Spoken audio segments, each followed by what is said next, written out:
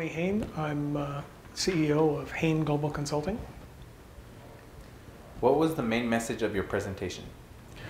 The main message of the presentation was that we should be proactive about getting on with IPv6 deployments. They take a long time. And as you look at your deployment, you have to think about translators, proxies, and tunnels, and how to apply each of those appropriately for your particular network needs. Think about the business need, allow the application and business case to be the driver, and then use each technology judiciously. What advice do you have for IPv6 professionals? For IPv6 professionals today, what we need to do is look at the technology as it exists. Think about why the network is built the way it is. Many people operate the network without remembering why it got here. And as you deploy IPv6, this is a great opportunity to rethink, why am I doing what I'm doing? Does it make sense for what the business and network needs today and what the network needs tomorrow?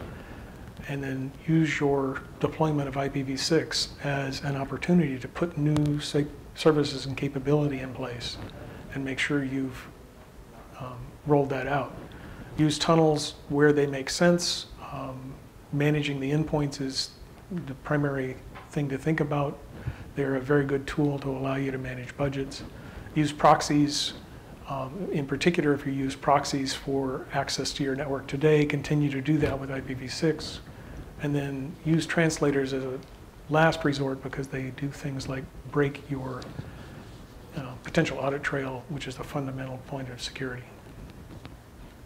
What are some of the most important takeaways from your presentation? The important takeaway is there are many, many different networks in models for deploying IPv4 networks. And as you think about transitioning to an IPv6 network, there are going to be many different endpoints in terms of how those networks get built as well. The tools that you use to get from those various v4 networks to the various v6 networks are going to be very local and driven by business need. So you have to step back, look at the goals, think about allowing the applications to move at their business pace, and then get the network in place underneath that to support it, rather than have the network be the driver forcing the business apps to move in a manner that's not natural to them.